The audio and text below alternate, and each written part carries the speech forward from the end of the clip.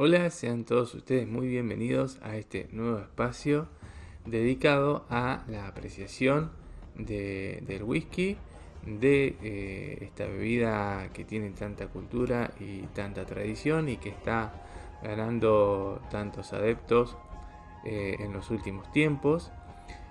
Podemos decir que el objetivo de este canal es crear una corriente de conexión con gente interesada, ya sea gente que no conoce sobre el tema y que le parece algo interesante como para introducirse, o bien gente que ya tiene un cierto conocimiento y quiere compartir sus experiencias, que creo que es, digamos, el mayor objetivo de este espacio, de este nuevo canal, ¿no?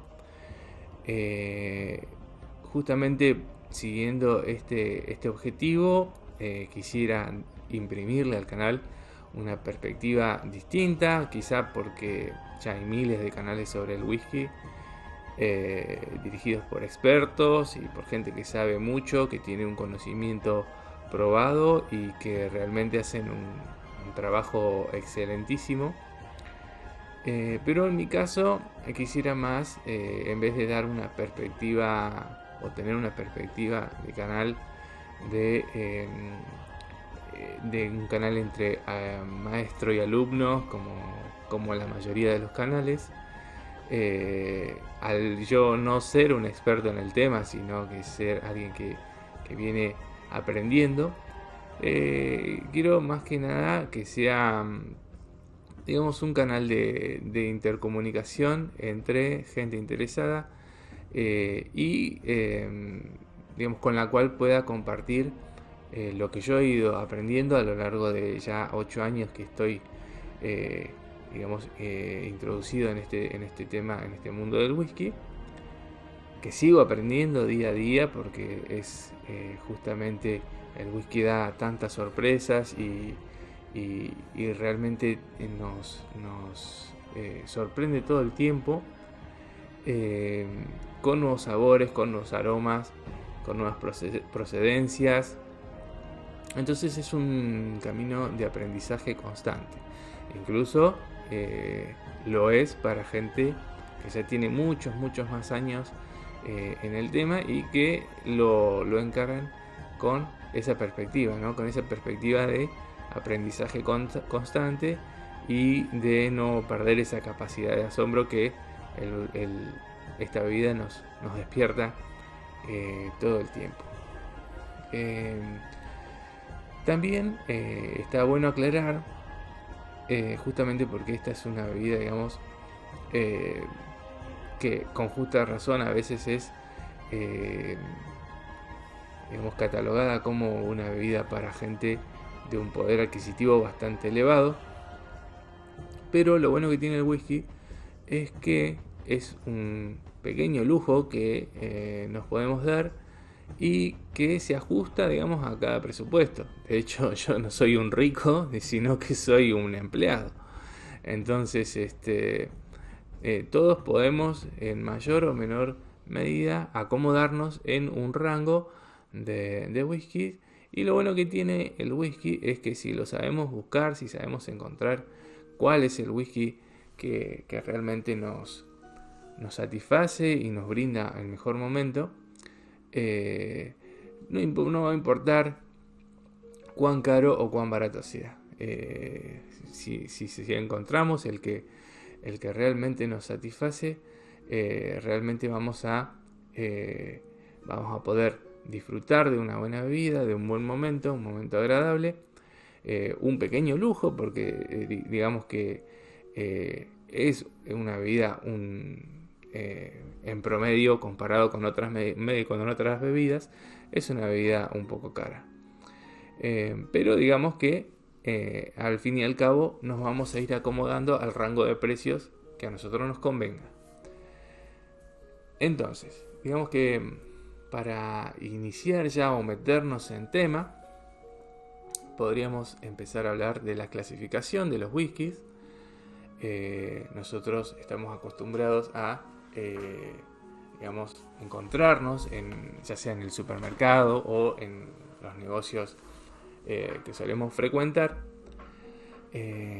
con determinado tipo de whisky. Generalmente lo que nos encontramos en los comercios habituales son los whiskies de mezcla. Los whiskies de mezcla son los que más expansión comercial han tenido en el mundo, y bueno, los vamos a identificar porque son marcas que ya conocemos como Johnnie Walker. En este caso tenemos acá una etiqueta negra, Ballantine's 17. Este es un poco más raro por la alta edad que tiene, pero digamos que Ballantine's es una marca que siempre está presente, digamos, en el supermercado, en los negocios que solemos frecuentar.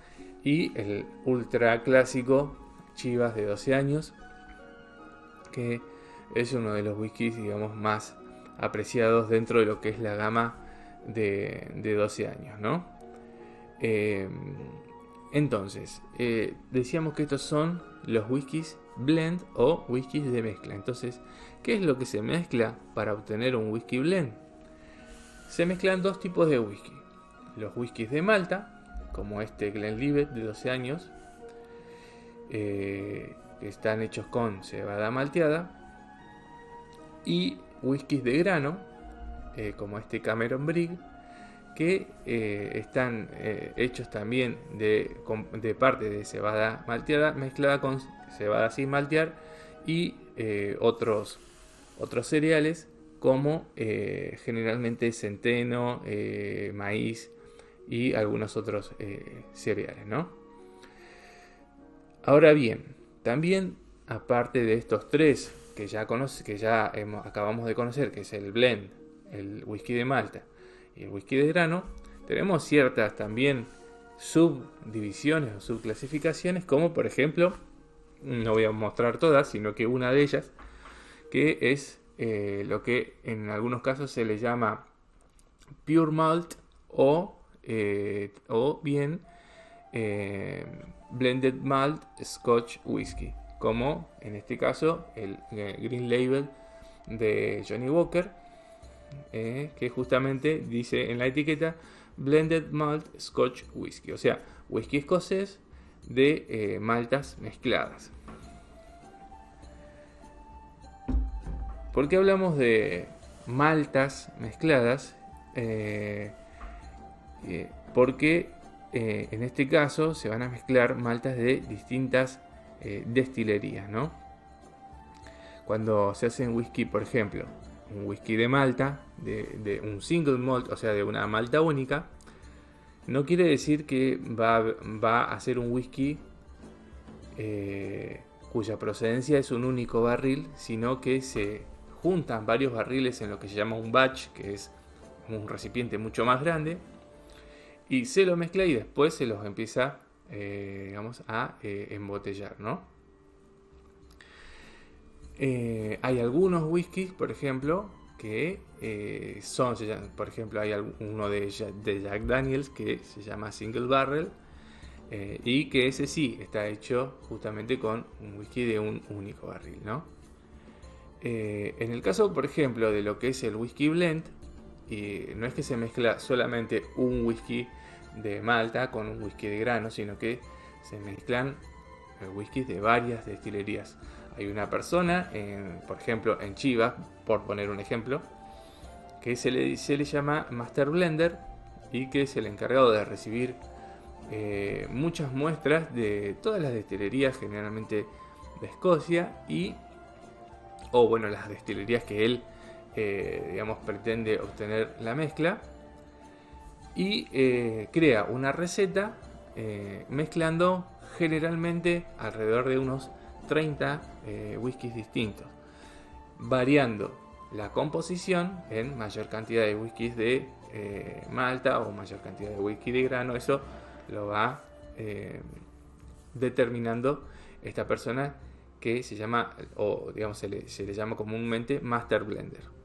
En el caso de cuando se trata de una destilería de whisky de malta, en vez de Master Blender se va a llamar Master Distiller, que es esa persona que está encargada de dirigir todo el proceso del destilado y de la conservación en las barricas de este whisky, ¿no? Del whisky de Malta. Bueno, otra clasificación a la que está sometida el whisky está relacionada con su procedencia. Primero vamos a hablar de las procedencias de distintas partes del mundo y después vamos a hablar de las procedencias dentro de la propia Escocia. Entonces tenemos que fuera de lo que, o aparte de lo que es Escocia, o sea, en Escocia tenemos el ya conocido Scotch Whisky, ¿no? Pero tenemos, por ejemplo, también whisky irlandés, que se caracteriza por tener un triple proceso de destilación y que, digamos, ese triple proceso le da o le imprime un sabor bastante más delicado que el whisky escocés, quizá acentuando un poco más la dulzura de ese espirituoso y sin tanta influencia de la turba, que después vamos a ver qué es, pero digamos que en el caso del whisky irlandés no está tan presente.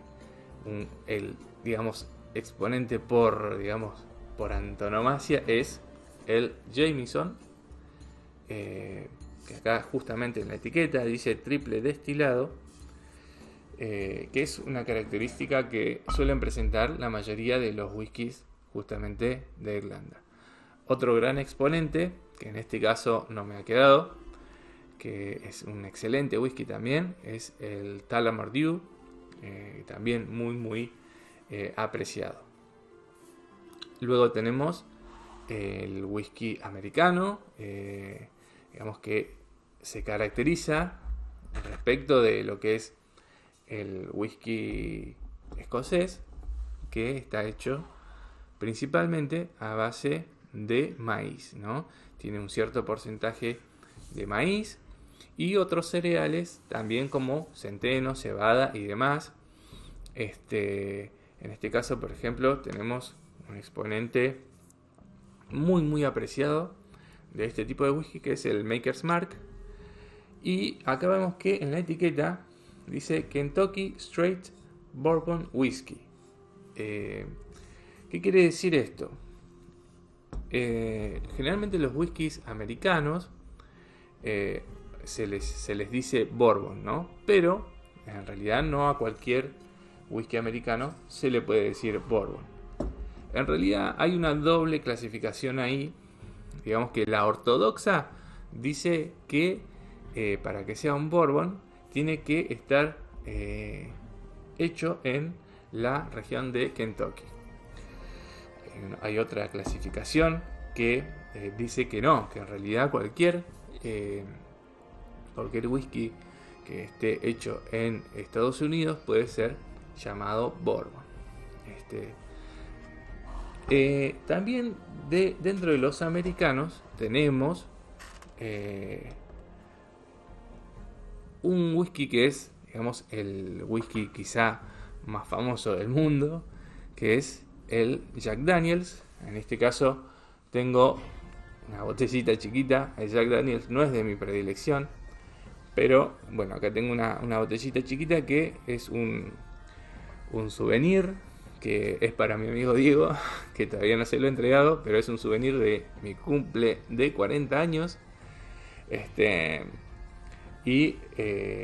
Bueno, el Jack Daniels lo que tiene de diferente al resto de los Bourbons es que en su proceso de elaboración, luego de que el whisky es destilado, se filtra por una capa de alrededor de 3 metros de carbón de madera de arce.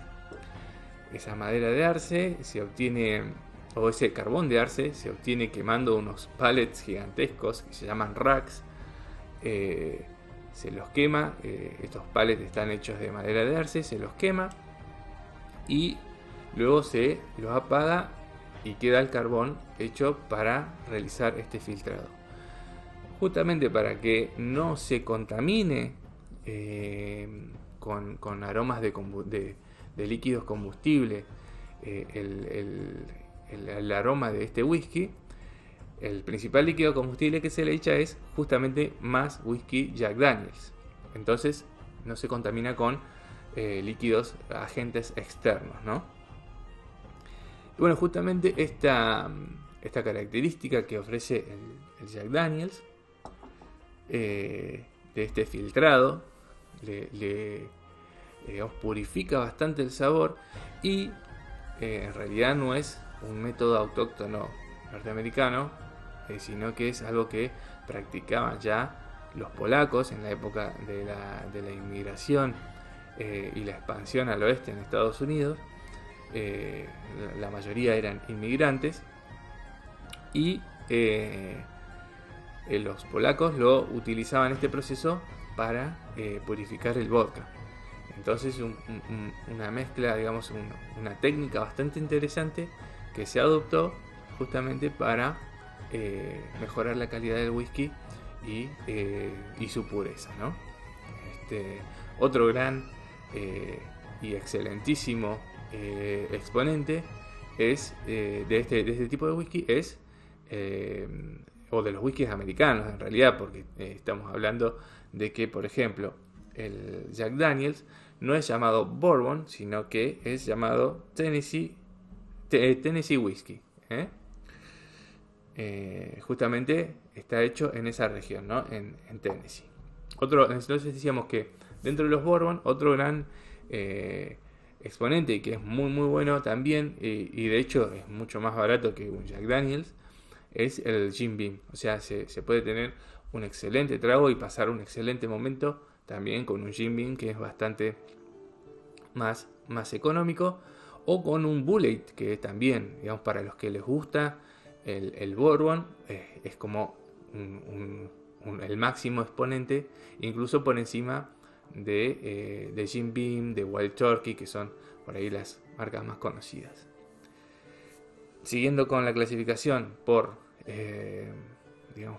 la procedencia, tenemos también los whiskies canadienses. En este caso tengo un Crown Royal que lo tengo en la caja y la botella está vacía porque me la tomé toda, me la terminé, y son en este caso whiskies bastante ligeros, sin tanto carácter como puede tener un whisky escocés o un whisky americano o un whisky irlandés, y suelen ser bastante utilizados en lo que es coctelería, ¿no? Otro whisky o otra procedencia de whisky también es la procedencia india o hindú. En este caso tengo un Amrut que me trajo mi amiga Carly de un viaje que hizo, que son whiskies bastante, en este caso era un whisky de Malta, y bastante apreciados también. Y hay que aclarar que digamos, en la India se ha hecho una industria bastante prolífica del whisky, tanto de Malta como lo de los whiskies de mezcla, digamos. Tiene una cultura del whisky bastante desarrollada. Por ejemplo, otra procedencia es la japonesa. El whisky japonés es muy apreciado, principalmente los de marca Suntory, que tienen varias etiquetas, ¿no? Algunas son, por ejemplo, el Hibiki, que es muy apreciado. Y bueno, también tenemos nuestro whisky, tenemos el whisky argentino, en este caso el ya viejo y nunca bien ponderado Criadores, el Breeder's Choice, que es un whisky bastante apreciable también. O sea, a veces tenemos que derribar ciertos mitos, porque el whisky, digamos, también ahora que está tan en boga, también ha despertado un grado bastante alto de esnobismo, ¿no? De decir, sí, este whisky es mejor porque es muy caro y porque es barato y porque se hace acá es malísimo. Entonces no es así, no se cumple a cabalidad eso. Eh, hay whiskies que se hacen acá en Argentina que son muy buenos y hay whiskies que se hacen en Escocia que pueden ser malos también. Entonces, o menos buenos, porque no sé si hay whiskies malos, hay whiskies quizás menos buenos que otros. Este, entonces, realmente tenemos que también tratar de, digamos, pasar por alto esas posiciones quizá bastante snobs de clasificar un whisky solo por su precio.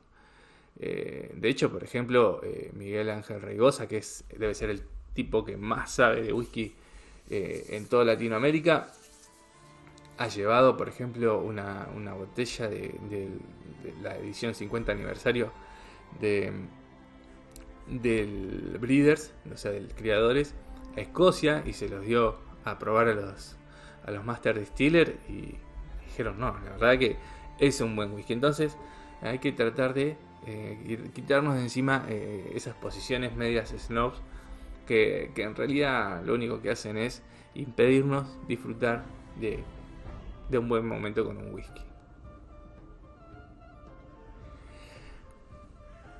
Bueno, siguiendo con estas clasificaciones, ahora nos toca hablar de la clasificación según la procedencia, pero dentro de lo que es Escocia. Escocia, digamos, dentro de lo que es la producción de whisky, se divide, hay dos clasificaciones, pero es o en 5 o en 6 regiones. Yo prefiero la de 6 regiones que comprenden las lowlands, o sea, las tierras bajas de Escocia, después las tierras altas, que sería la mitad de arriba del mapa escocés, Speyside, que es una región que está circundada por las tierras altas, que es la que tiene la mayor producción, digamos, o la mayor cantidad de destilerías. Después está Campbelltown, que tiene una pequeña cantidad de destilerías, pero que son bastante tradicionales. Después tenemos Islay o Islay, se escribe Islay, se pronuncia Islay, que tiene los whiskies quizás más fuertes, se caracterizan por ser whiskies muy muy salinos. Y por último tenemos las islas, ¿no? La región de las islas, que tienen toda una variedad de aromas y sabores distintos según su ubicación geográfica. Entonces, por ejemplo, dentro de lo que es Campbelltown, digamos la marca por, digamos, la número uno y quizá una de las más admiradas dentro de lo que es el whisky de Malta, es Springbank. Y bueno, estos whiskies se caracterizan por ciertas notas ahumadas, digamos, algunas notas también de sal, vainilla, fruta y caramelo, bastante afrutados y florales también, bastante aromáticos estos whiskies de la región de Campbelltown, que ya digo, tienen pocas destilerías, si bien además es una región un poco pequeñita respecto de las otras. Y bueno, el Springbank es como el buque insignia de esta región. Después tenemos Islay, donde provienen quizá algunos de mis whiskies favoritos. Son muy muy salinos, se le dice también iodados. Yo siempre digo que son quizá whiskies agresivos para aquel que se acerca por primera vez a degustarlo, porque tienen tanta sal en su composición, no sal, sino, digamos, esa especie de yodo,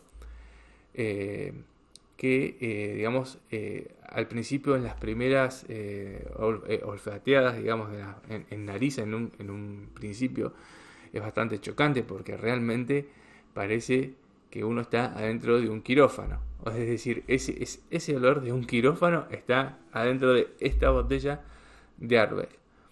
El tema es que para mí este whisky es el mejor que tengo, no el más rico, pero sí el mejor, porque es el que más cambia cuando se lo despierta. Despertar el whisky es hacer esto, empezar a marearlo, y de esta manera el whisky va liberando todos los aromas que tiene encerradas en sus moléculas, que estuvieron encerradas quizás 12 o muchos más años dentro de un barril, y que de esta manera se despierta el whisky. Se llama despertar el whisky.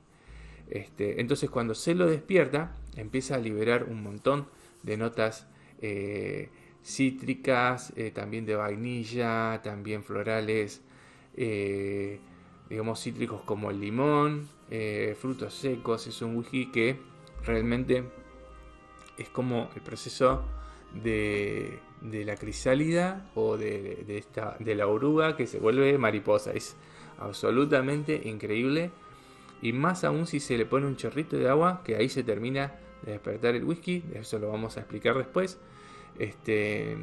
Y bueno, realmente presenta esa característica tan única, ¿no? Como de La Bella y la Bestia, una cosa así, como una princesa que fue convertida en sapo y pasa de sapo a princesa. Es increíble lo que cambia este whisky, y por eso para mí es, dentro de los que tengo y los que he probado en mi vida, es el mejor. Otro que tiene esa característica, que es de la misma isla y que es quizá el insignia de esta isla, es el Bowmore, cuyas destilerías están pegadas al mar, y por eso es que presenta esta característica, ¿no? Digamos, el whisky está, el whisky de la isla de Islay está añejado en las barricas, y esas barricas se guardan en almacenes que están tan pegados al mar que por ahí en una marea alta las olas empiezan a pegar contra la pared de la destilería, y entonces ese aire que está dentro de ese almacén es saturadísimo de sal, ¿no? Realmente un whisky muy, muy apreciado. Bueno, siguiendo entonces con la clasificación, tenemos las Highlands, las tierras altas, ¿no? Está en mitad de arriba del mapa escocés, que tenemos, por ejemplo, el Glenmorangie, que es este whisky que está acá, y otro, por ejemplo, que es muy, muy apreciado, es el Old Pulteney. Realmente es un whisky, uno de los más apreciados también dentro de los que son los whiskies de Malta, ¿no? En este caso lo que predomina en esta región son whiskies bastante amaderados, con cierto ahumado, whiskies con, si se quiere, bastante secos, pero que no dejan de ser exquisitos, sobre todo el Glenmorangie, que me parece que es una maravilla de whisky, ¿no? Siguiendo con esta clasificación, tenemos la región de las islas, que aquí es donde estaba esa dicotomía, ¿no? Hay alguna clasificación que tiene 5 regiones y otras 6. ¿Por qué? Porque a las islas, a los whiskies de las islas, a veces se los incluye dentro de las Highlands. En mi caso me gusta la clasificación de 6 regiones, donde a las islas se las deja aparte, ¿no? Entonces tenemos que en las islas, por ejemplo, tenemos algunos exponentes. El Jura, este también me lo regaló mi amiga Carly, que es una genia, que siempre que se pega algún viaje me trae algún whisky. Tenemos el Jura, cuyo master distiller es Willie Cochrane, un tipo increíble, realmente una de esas personas que uno dice, ojalá algún día pudiera conocerlo, porque realmente es un genio. Y además es una isla muy pequeñita, cuyos 90 habitantes, creo que son 90, alrededor de 90, están todos dedicados a justamente la producción de esta bebida, ¿no? Este es la isla de Jura. Después tenemos el Highland Park, que es de las islas de Orkney, que están bien al norte de Escocia. Y por eso también justamente tienen se caracterizan por toda esta iconografía vikinga, ¿no? Porque justamente los vikingos empiezan a invadir lo que son las tierras de Gran Bretaña, digamos, justamente por el norte, por estas islas que están ubicadas tan al norte, ¿no? Entonces presenta toda esta iconografía de los vikingos. Y bueno, se caracteriza también por ser un whisky con una buena presencia de ahumado de turba, también con algunas notas de salinas, digamos, ¿no? Pero con mucha presencia también de vainilla y mucha fruta madura en cuanto a sus notas, ¿no? Y bueno, otro de mis preferidos, en este caso también de las islas, también al norte, una isla que se llama Skye, y bueno, es el Talisker. Este whisky me lo trajo mi hermana cuando fue de viaje a Colombia y es una maravilla. Presenta, o sea, es un whisky muy parecido a lo que es el Ardbeg. Son whiskies que tienen muchísima sal, muchísimo yodo y son muy ahumados, y que tienen esa maravillosa característica de transformación, ¿no? De ser algo quizá hasta chocante en un primer acercamiento, y que después, cuando se lo despierta al whisky, se vuelve una maravilla, lleno de aromas y sabores que van fluyendo de esa copa, que realmente se vuelven una hermosa experiencia para disfrutar, ¿no? Entonces luego pasamos a las Lowlands. Yo de las Lowlands nunca he probado un whisky, por ejemplo, no he tenido esa suerte aún. Tampoco son tan numerosas las destilerías de las Lowlands. Hay algunas muy apreciadas y conocidas, como Glenkinchie y Ojentollan, aunque creo que Ojentollan cerró hace poco. Igual, esa es una característica que se repite a lo largo de la historia en Escocia. Hay destilerías que cierran, pero después viene un grupo empresario y la compra y la reactivan y demás. Como que todo el tiempo están cerrando y abriendo destilerías. Más o menos siempre se mantienen alrededor de las 99-100 destilerías generalmente. Y bueno, estos whiskies de las Lowland presentan generalmente sabores florales, algo agridulces, sin presencia de lo que es el humo de turba, que también eso vamos a explicar también qué es la turba y por qué se usa humo de turba. Y por último, bueno, tenemos la región que habíamos dicho antes, que es la que tiene la mayor cantidad de destilerías y que es la más conocida en cuanto a la producción de whiskies de Malta, que es Speyside. Es toda una región que basa su producción en, digamos, alrededor de lo que es el valle del río Spey, y que, digamos, se caracterizan por ser muy frutales, muy florales también estos whiskies, muy aromáticos, también bastante dulces, con notas de caramelo también, y quizás son los whiskies que menos cuesta tomar a aquel que nunca ha tomado whisky, ¿no? Realmente son los más amigables con el paladar que se acerca por primera vez a experimentar, digamos, o sí, digamos, a experimentar por primera vez con un espirituoso, con una bebida que quizás son tan fuertes, porque generalmente están en 40 grados alcoholimétrico. Entonces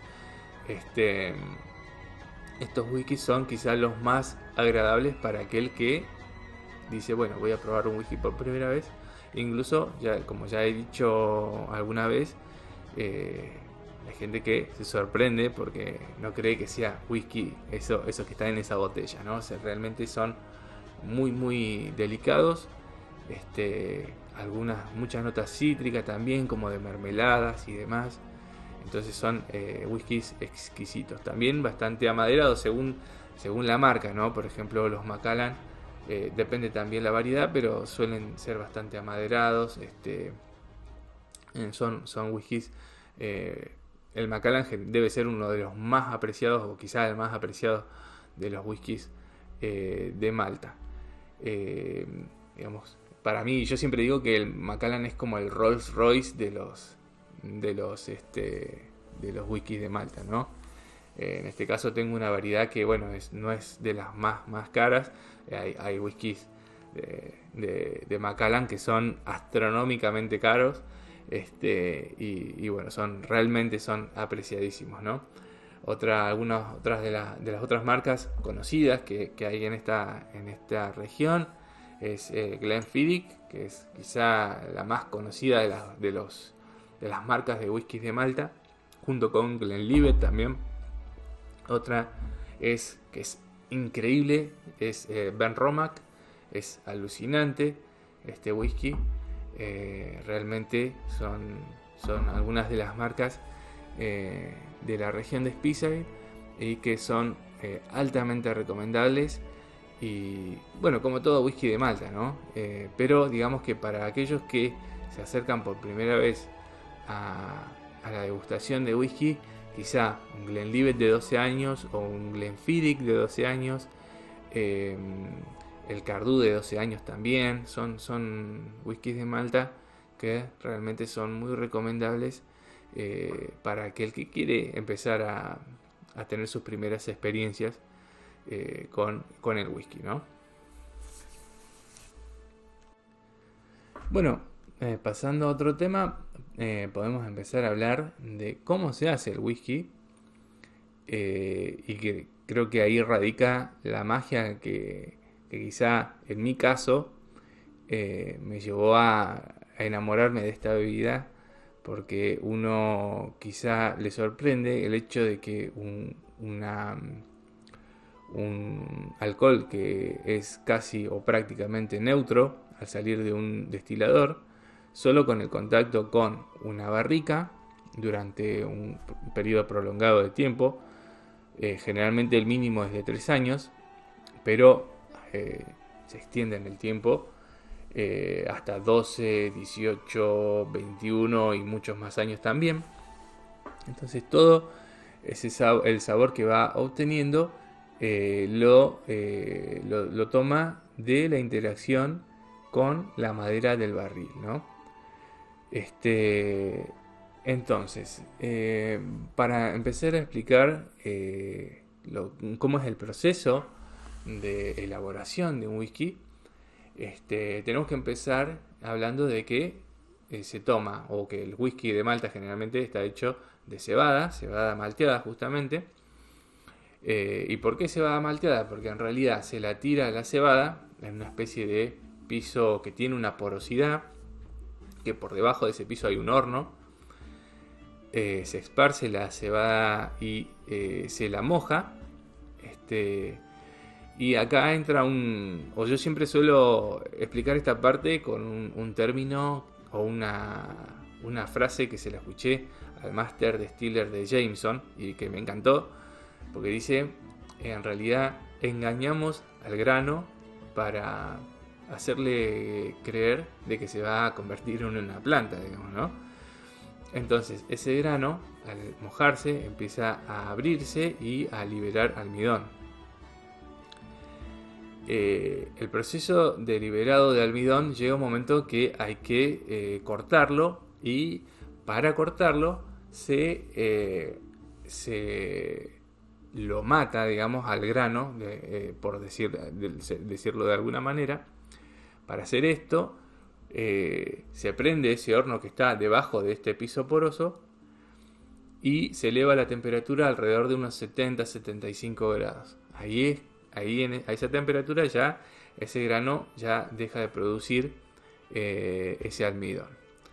¿Cómo funciona ese horno? Justamente se alimenta con turba. La turba es una especie de barro que tiene raíces vegetales y demás, que crece o que se obtiene en las costas generalmente de Escocia, y se lo deja secar, y una vez que está seco funciona como agente combustible. Entonces ese barro, al ser quemado, tiene un sabor o un aroma muy particular, y que se impregna en esos granos de cebada. Entonces, cuando hablamos que tiene influencia de turba, es eso, ¿no? De que ese humo que salió de esa combustión de la turba se impregna y digamos, va invadiendo también el sabor de este espirituoso, ¿no? Hay algunos que el proceso se acentúa, o sea, le agregan más turba para que tengan más de ese sabor, otros menos, otros directamente prefieren que no tenga ese sabor de la turba, pero bueno, eso depende de la destilería, ¿no? Una vez que ya se neutralizó ese grano de cebada y ese almidón, se lo lleva a un gran recipiente con agua caliente. Entonces, con ese agua caliente, cuando el almidón entra en contacto con ese agua caliente, empieza a liberar azúcares, y ahí entra el otro gran protagonista en el proceso, que es la levadura. Entonces la levadura lo que va a hacer es, por un lado, consumir todo ese azúcar, esos azúcares producidos por el almidón en contacto con el agua, y va a liberar por el otro lado alcohol, ¿no? Entonces, una vez que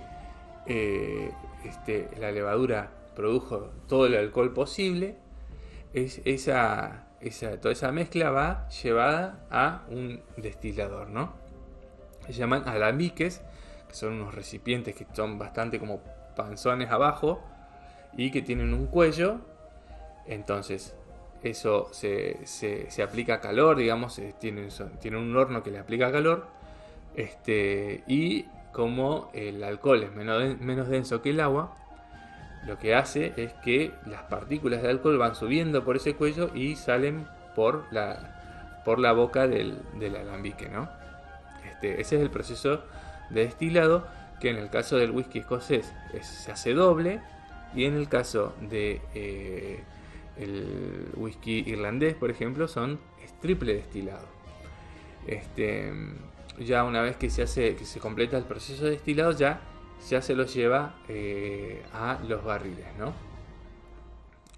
Y bueno, el otro whisky, el otro proceso de elaboración que tenemos que conocer también es el del whisky de grano, que en este caso varía un poquito, en realidad varía en cierto grado, más que nada porque no solo se usa cebada malteada, sino que se la mezcla también con cebada sin maltear y otros cereales como el centeno, por ejemplo, o como el maíz, y se los pasa por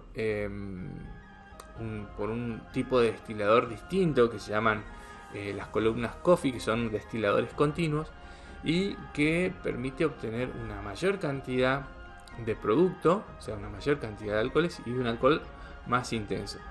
Entonces, al mezclarlo con el whisky de Malta, es donde obtenemos los famosos whisky blend, como los que habíamos visto antes, como el Chivas, como el Ballantines, como el Caballito Blanco, como el Buchanan, etc. Entonces ahí ya tenemos un repaso más o menos por encima. Después lo iremos profundizando en futuros videos, de más o menos cómo se produce el whisky, ¿no? Entonces decíamos que una vez que el whisky pasa la etapa del destilado y obtenemos este licor que es casi neutro, se pasa a los barriles, Y ahí se da lo que yo llamo una doble relación, ¿no? En un primer momento o en una primera instancia es la relación entre el espirituoso, entre esa bebida que es casi como un vodka porque casi no tiene un sabor. Esa relación entre el destilado y la madera del barril, y por otro lado una relación entre el destilado y la madera del barril con el ambiente, ¿no? ¿Y por qué digo esto? Porque en una primera instancia el destilado toma en esta interacción química varias esencias de la madera, ¿no? Del barril, pero además se da un fenómeno que tiene que ver también con, supongo, la física o la termodinámica. ¿Por qué? Porque cuando sube la temperatura, ese alcohol va a tender a expandirse, y cuando baje la temperatura, el alcohol va a tender a contraerse. Cuando se contrae el alcohol, empieza a ingresar al barril todo el aire circundante. Entonces, por eso es que cada región de Escocia, en este caso, que es el que nos estamos ocupando ahora, ¿no? Cada región de Escocia le imprime, digamos, su característica al whisky, porque el whisky va tomando los aires, digamos, de cada una de esas regiones. Por eso es que cuando hablamos de que los whiskies de Islay son tan salinos, porque están pegadas al mar las destilerías, y cuando están en la bodega, cuando contrae el whisky, digamos, adquiere todo ese aire salino y yodado de esa región, ¿no? Y lo mismo pasa con Speyside, que está en medio de una pradera y demás, ¿no? O sea, cada región va imprimiendo sus características en cada whisky, ¿no? Entonces, esa es la doble relación de la que hablaba, ¿no? También tenemos que aclarar que, creo que hace un rato lo dijimos, que para que sea whisky escocés por ley tiene que estar añejado un mínimo de 3 años. Si mal no recuerdo, en el caso del whisky americano, eso se reduce, esa cantidad de años, creo que es de 2 años. ¿Pero por qué? Porque en realidad, como en Estados Unidos hace mucho más calor que en Escocia, el proceso de añejamiento del whisky, digamos, multiplica su velocidad. Entonces se exige un año menos. En este tema de la interacción entre el espirituoso y el barril, tenemos que hacer una doble o una diferenciación, ¿no? Por un lado, se utilizan por ley en el whisky escocés, se utilizan barriles de roble americano que tienen que estar usados y que antes tienen que haber contenido whisky bourbon, ¿no? Y por otro lado, están los barriles de roble europeo que tuvieron previamente, también usados, ¿no? Y que previamente tuvieron vino oloroso de Jerez. El roble americano, que antes contuvo un bourbon, generalmente le otorga al whisky algunas notas principalmente de vainilla y de frutos secos, ¿no? De frutos secos me refiero, por ejemplo, a lo que son nueces, avellanas, ese tipo de frutos. Y lo que es el barril europeo va a imprimir en ese whisky todo lo que son, digamos, aromas frutales, aromas y sabores, ¿no? Frutales, cítricos, florales también. Y yo generalmente los asocio con ciruelas pasas, uvas pasas también, algunas frutas, por ejemplo, como manzana. Ese tipo de barricas le suele dar esa impronta al whisky, ¿no? Entonces, ahí tenemos la diferenciación entre lo que es el barril americano y el barril europeo. Todos estos, una vez que pasan del barril a lo que es la botella en sí, por una convención internacional, tienen que estar embotellados al 40% de alcohol. Hay excepciones, digamos que eso depende de la marca, pero en eso siempre lo tienen que declarar, ¿no? Es decir, por ejemplo, si mal no recuerdo, el Ardbeg creo que no viene a 40, sino que viene a 46 grados. Hay otros whiskies que, por una cuestión de conservación del sabor, más que nada, hay veces que el Master Distiller dice: si lo bajo más, o si lo bajo, por ejemplo, me imagino el de Ardbeg, si lo bajo a menos de 46, va a perder su sabor distintivo, ¿no? Entonces, la destilería siempre lo declara en su etiqueta el porcentaje, el valor alcoholimétrico que presenta el whisky. Bueno, otro tema que suele ser bastante importante dentro de lo que es la apreciación del whisky es la edad de los whiskies, que determinan en cierto sentido lo que se le llama el carácter del whisky. Es decir, generalmente cuando un whisky tiene menos de 10 años, que son llamados whiskies NAS, por las siglas en inglés de Non-Age Statement, o sea, sin edad declarada, estos whiskies se los suele decir que son whiskies que no tienen carácter, ¿no? Y generalmente cuando tienen más de 10 años, o generalmente más de 12, se suele decir que tienen un carácter específico, ¿no? Esto no quiere decir que un whisky NAS o un whisky sin edad declarada no nos ofrezca, digamos, un excelente momento. Y de hecho hay whiskies NAS que ofrecen a veces más satisfacción que un whisky con edad declarada.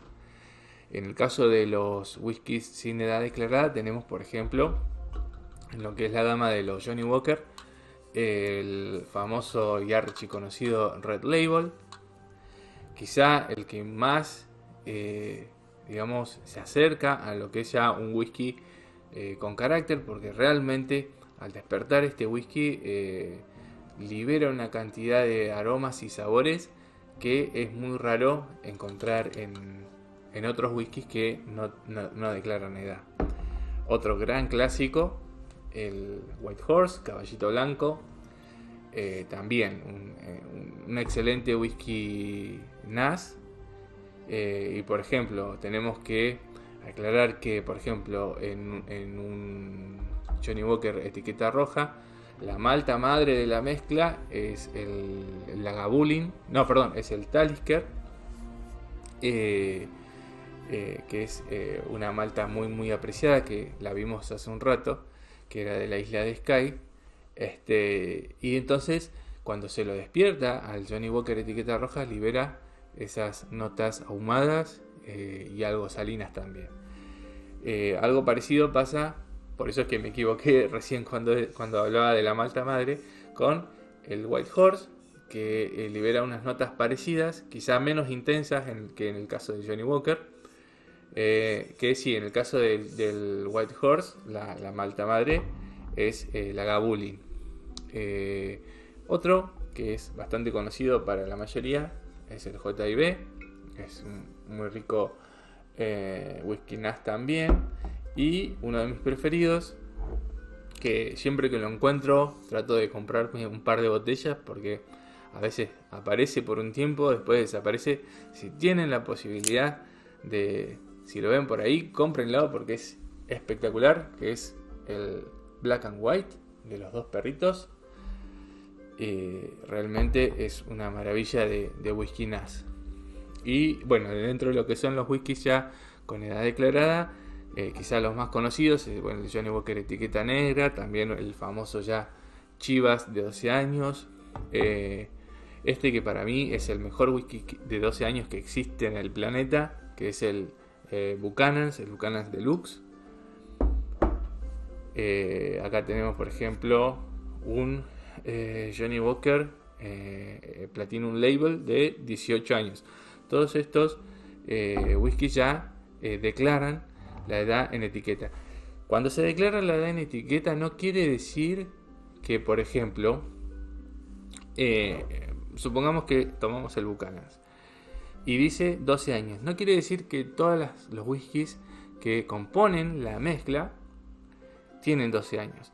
Quiere decir que el whisky de menor edad que está en esa botella, en esa mezcla, tiene 12 años. Entonces, eso implica que pueden haber incluso whiskies en la composición de mucho más edad. Lo que cuando vemos que tiene una edad declarada quiere decir que la menor de los componentes de la mezcla tiene 12 años, ¿sí? Eso en el caso de lo que hablábamos de el carácter del whisky, ¿no? Y hablando del carácter, quisiera responder una pregunta, y esto ya es, digamos, a título personal. Muchos de los que me pidieron o que se entusiasmaron cuando yo les comuniqué que iba a empezar este nuevo canal de whisky, una de las preguntas que más se repiten es ¿cuál es tu mejor whisky? Entonces yo les pregunto, les repregunto, les digo, ¿cuál es el mejor o cuál es el más rico? No, el más rico no suele ser el mejor. El mejor para mí es el que más cambia, por eso que yo siempre digo que tanto el Ardbeg como el Talisker, que había mostrado antes, son los mejores que tengo porque tienen esa característica de crisálida, ¿no? De cambio permanente hasta llegar a una expresión que es sublime, de algo que parecía desagradable en un comienzo, se va transformando a medida que se va despertando y digamos termina siendo algo maravilloso. Entonces yo por ejemplo digo, bueno, el whisky más rico que tengo es el Ballantine's de 17 años. Ese whisky es alegría embotellada. Y el mejor que tengo, por otro lado, es el Ardbeg, por esa característica de cambio a través del tiempo, ¿no? Bueno, finalmente vamos a hablar en este somero repaso que hemos hecho por varios aspectos del whisky, de la forma de disfrutar el whisky. ¿Cómo tomar un whisky? Tenemos que tener en cuenta varios aspectos. En primer lugar, vamos a hablar de el vaso, ¿no? De qué tipo de vaso utilizar. El whisky generalmente está relacionado, o cuando a uno le dicen que van a tomar whisky, generalmente lo asocia con el vaso cilíndrico corto. En este caso, yo también lo suelo usar. Más que nada cuando tomo whiskies de mezcla, quizá whiskies que no tienen mucho añejamiento, los whiskies NAS, como el Caballito Blanco, como el J&B. En ese sentido, digamos, es como un poco indistinto, salvo que uno vaya a hacer un proceso de cata. Generalmente lo puede disfrutar con ese tipo de vaso. Acá por ejemplo tengo uno de la marca Catos de whisky,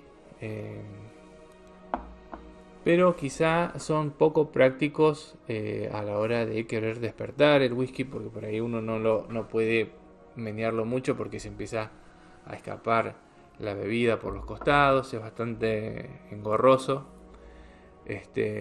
Pero digamos que cuando uno no tiene grandes pretensiones y solamente quiere tomar un trago, viene perfecto, así que no hay problema. Después, por ejemplo, un vaso que está bueno como para apreciar el whisky es algo así, tipo baloncito. Este sí, por ejemplo, nos deja, digamos, menear el whisky, despertarlo bien, y que no se va a escapar por los costados, porque es más cerradito arriba. Después, por ejemplo, tenemos vasos que los compré porque eran lindos, pero no sirven mucho. Eh, Algo así. Por ahí cuando queremos despertarlo al whisky, por los pliegues que tiene, se vuelve un poco práctico, ¿no? Después, por ejemplo, me vino con un el Chivas Extra, Chivas de 13 años. Venían dos vasos de estos y debe ser el vaso menos práctico que existe para tomar whisky porque no se puede despertarlo, es para tenerlo ahí quizá con una esfera de hielo, pero la verdad que no resulta muy práctico o muy útil para disfrutar de un whisky. Y bueno, después está lo que es el Glencairn Glass. Este es un vaso diseñado en conjunto por la fábrica que tiene el mismo nombre, Glencairn, con varios destiladores, justamente para la apreciación o para la cata de whisky, ¿no? Entonces vemos que tiene un tallo corto, la base es corta, tiene esta pancita abajo donde se deposita el whisky, que nos va a permitir despertarlo, menearlo, airearlo bien al whisky. De hecho, ahora no lo vamos a explicar porque no es el objetivo del video, seguramente más adelante sí, en otros videos.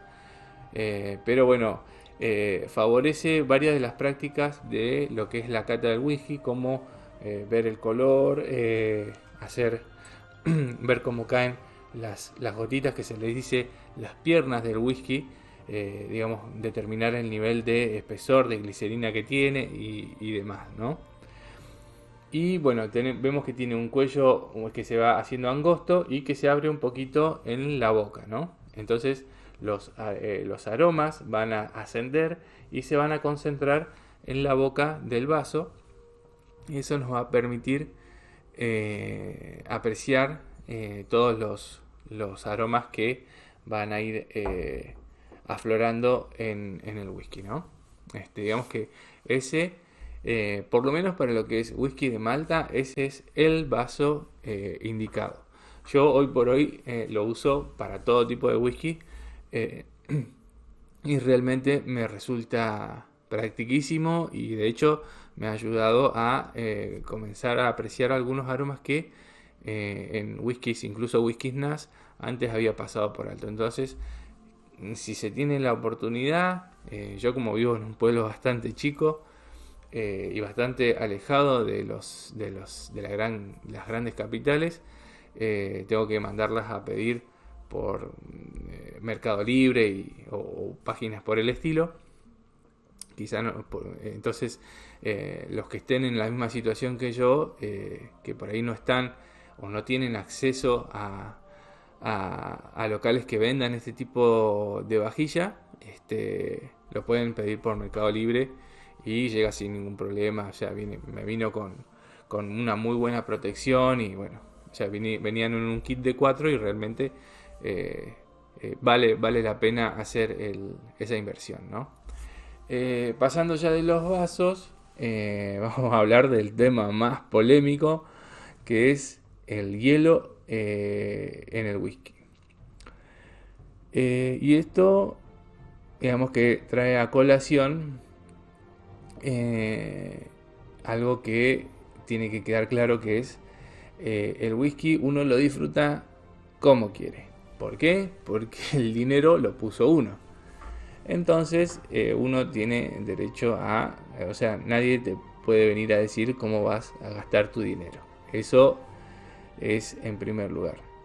Ahora bien, si alguien me pregunta cuál es la mejor manera de probar un whisky y de maximizar esa experiencia, de maximizar, digamos, la percepción de aromas y sabores, yo diría que la mejor forma es echando un chorrito de agua. ¿Y por qué un chorrito de agua? Porque hay gente que, por ejemplo, le echa hielo.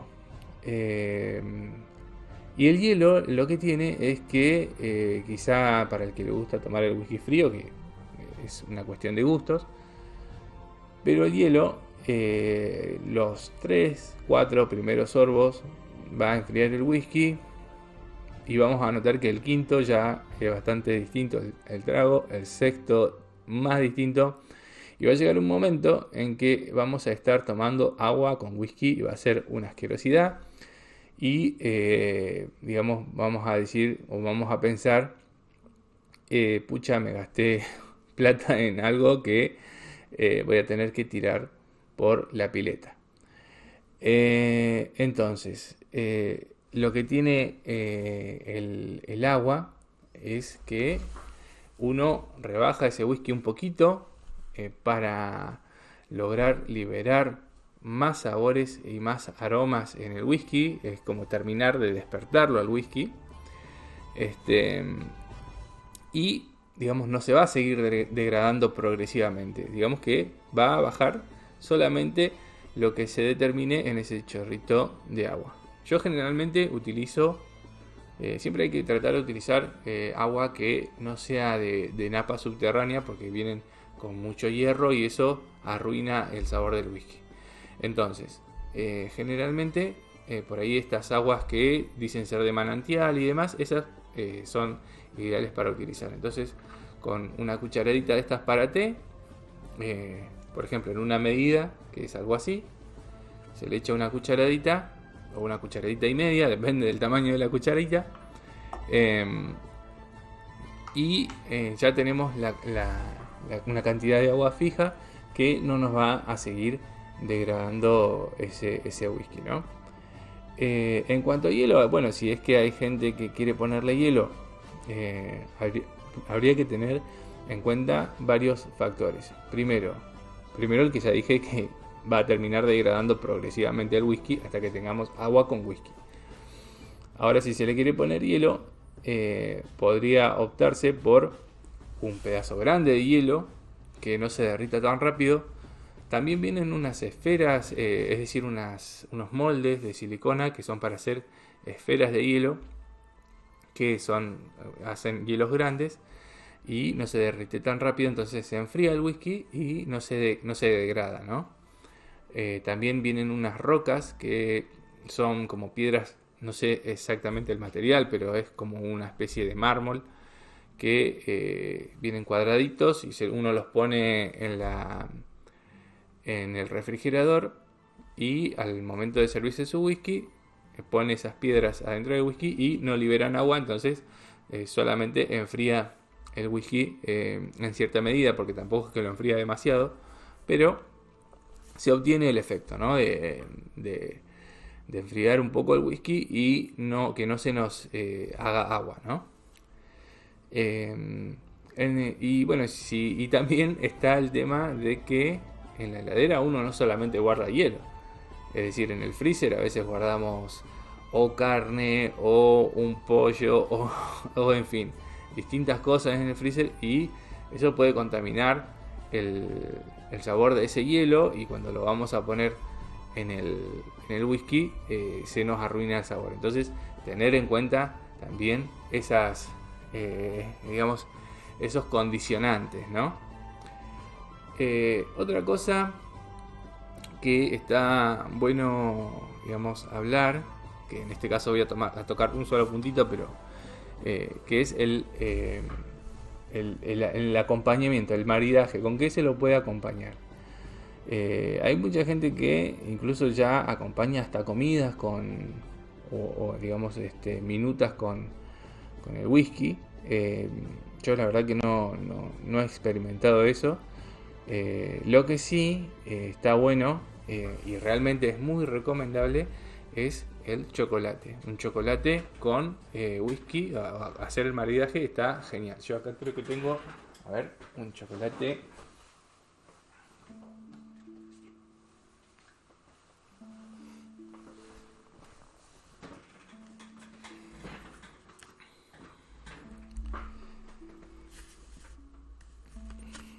Tengo este chocolate, que es un chocolate belga, William, al 72% de cacao. ¿Y por qué necesitamos que sea o tenga cierta graduación de cacao? En realidad lo ideal sería por lo menos por encima del 70% de cacao. ¿Cuál es el efecto que buscamos? En realidad, si uno comiera un chocolate de estos que venden en cualquier kiosco, que son muy dulces, lo que vamos a lograr es que vamos a tener el chocolate en la boca, lo vamos a tragar y nos va a quedar el paladar sumamente dulce. Entonces, cuando tomemos el whisky va a entrar en boca y lo vamos a sentir demasiado amargo y va a generarnos una sensación desagradable, ¿no? En cambio, cuando tenemos un chocolate de estos que tienen generalmente un 70% de cacao para arriba, vamos a tragar ese chocolate, nos va a quedar un retrogusto amargo en el paladar y cuando tomemos el whisky va a entrar y nos va a dejar una sensación dulce, o sea, se va a resaltar el dulce del whisky, y nos va a refrescar la boca de ese sabor amargo que nos deja el chocolate. Y además, una vez que empiecen a mezclar los sabores tanto del chocolate como del whisky, vamos a ver que realmente vale la pena y se obtiene una sensación muy agradable. El porcentaje de cacao no va directamente proporcional con el disfrute. ¿Por qué? Ahí digamos que el porcentaje creo que más o menos se tiene que mover entre el 70% de cacao y el 85%. Me ha pasado de experimentar, de comer chocolates con una graduación mayor a 85 y realmente cuesta mucho comerlos y no son una sensación muy agradable, que digamos ya se vuelven demasiado amargos, demasiado agresivos y la verdad que no ofrecen una buena experiencia. Entonces más o menos entre el 70 y el 85% de cacao es el ideal como para acompañar un whisky. Otro punto para tocar es el de los tragos, que también es bastante polémico, como el tema de del hielo, ¿no? Yo particularmente soy detractor de los tragos. No, realmente me parece que digamos, todo este proceso tan artesanal que tiene y con tanta tradición y demás que tiene la confección, digamos, la elaboración de un whisky, es como si perdiera sentido al hacer un trago, ¿no? El tema es que siguiendo páginas de las grandes marcas de whisky, en las propias marcas dan recetas de cómo hacer tragos y demás. Yo las veo y me quiero tirar a un pozo porque realmente no soporto verlo. De hecho, dejé de seguir varias páginas porque no me gusta verlo. De hecho, incluso en Chivas, por ejemplo, la página pone recetas de cócteles con chivas de 25 años y yo lo veo y quiero agarrar una soga y colgarme del techo porque no lo puedo creer. Pero bueno, hay que ser abiertos de mente y, como dijimos al principio, el whisky se toma como uno quiere. Si uno tiene el dinero, lo puede gastar como quiera y bueno, cada uno lo va a disfrutar de la manera que considere correcta. Entonces, digamos, si las propias compañías promueven también la elaboración de cócteles, digamos que hay que aguantársela. Y bueno, si uno quiere tomarlo puro o con un poco de agua, disfrutarlo y que los demás lo disfruten como quieran.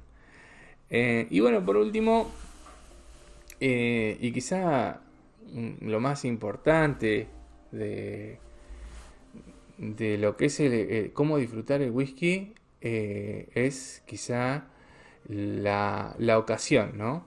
A veces la ocasión hace más rico a ese whisky. Yo, por ejemplo, suelo en realidad tomar whisky en soledad, es decir, disfrutando un libro. Tengo otras aficiones también, como jugar en la PC, escuchar música. Entonces por ahí me pongo con un libro de mi escritor favorito, que es H.P. Lovecraft, y me sirvo un buen whisky y realmente sabe mejor, digamos, cuando uno hace algo que está disfrutando. Quizá no es lo mismo cuando uno está catando el whisky, que ya tiene que tener los 5 sentidos puestos en ese vaso. Entonces ahí sí, ya es otra circunstancia. Pero digamos que disfrutando un libro o disfrutando, no sé, en mi caso, ¿no? Un buen videojuego con una buena aventura de rol, y que me sumerja en su historia. Entonces mientras tanto voy disfrutando de un whisky. También escuchando música. Realmente, para disfrutarlo en soledad uno tiene varias alternativas. Ahora bien, en cuanto a disfrutarlo con otras personas, a mí me pasa de que quizá si somos más de 3 en el grupo, mejor tomemos una cerveza o otra cosa. Si es para tomar un whisky, para yo, en mi caso, en mi opinión personal, es más o menos entre 3, 4 personas máximo.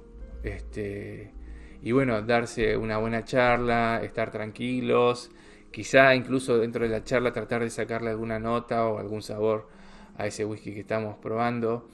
Y algo que es una gran verdad es que la compañía correcta hace más rico a ese whisky. Es decir, yo he tomado whiskies con mis grandes amigos, con mi amigo Diego, con mi amigo Guille, y cuando estoy con ellos el whisky sabe más rico. También me pasa con mis primos, con mi hermano Rodrigo, que es uno de también, gracias a un Johnny Walker etiqueta roja que él me regaló hace ya un poco más de 8 años. Yo me introduje en el mundo del whisky, y a partir de eso él se entusiasmó también, y también se introdujo en el tema de la apreciación del whisky, y a veces nos juntamos a tomar algún whisky que quizá conseguí yo o que él me regala también, y realmente son ocasiones especiales y que, digamos, que hacen más rico a ese whisky. Me pasa también con mis primos, con Emilio, mi primo, con Juan Eduardo, que son dos verdaderos genios, y realmente por ahí nos sentamos a escuchar música y a charlar, y degustamos unos ricos whiskies, y esos whiskies, si son ricos, incluso van a saber más ricos. Entonces, digamos que la ocasión hace más rico a ese whisky. Así que eso para terminar. Y bueno, siempre disfrutan, digamos, dejando en claro que disfrutemos del whisky con moderación. Es una bebida muy fuerte, entonces tenemos que tratar de buscar una medida, no tomar cualquier cantidad. Es decir, por ejemplo, yo en mi acontecer cotidiano, en una noche, si yo sé que al otro día tengo que trabajar, más de 2 medidas no me voy a tomar, porque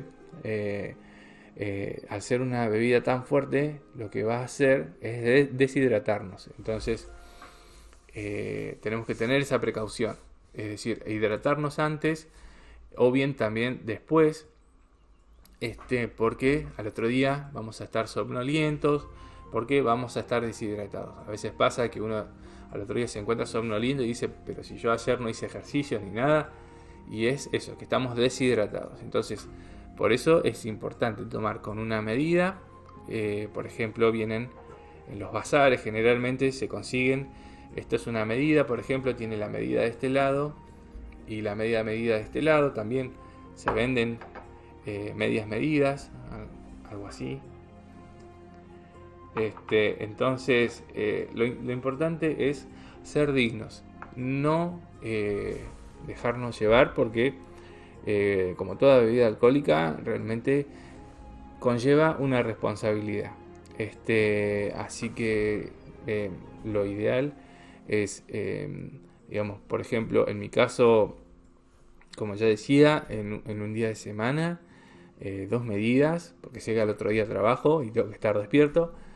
Y bueno, ya por ahí el fin de semana, un viernes, un sábado, que sé que al otro día no tengo que trabajar temprano y demás, por ahí sí, me puedo llegar a tomar, no sé, hasta 4 medidas. El tema es que ya si empezamos a sentirnos un poquito mareados, mejor dejarlo, y mañana será otro día y podemos seguir disfrutando de un buen whisky. El tema es ese, ser dignos y no dar lástima. Entonces, creo que la manera ideal es siempre con responsabilidad. Así que bueno, espero que haya gustado esto, espero que se establezca un canal de comunicación, que la gente se pueda interesar. Espero no haber sido demasiado aburrido. Y bueno, todo este repaso muy general que hemos hecho, en los subsiguientes videos se van a ir profundizando y vamos también a ir analizando varios whiskies de diversas marcas, whiskies de mezcla, whiskies de grano, whiskies de malta. Así que bueno, nada, espero que les haya gustado.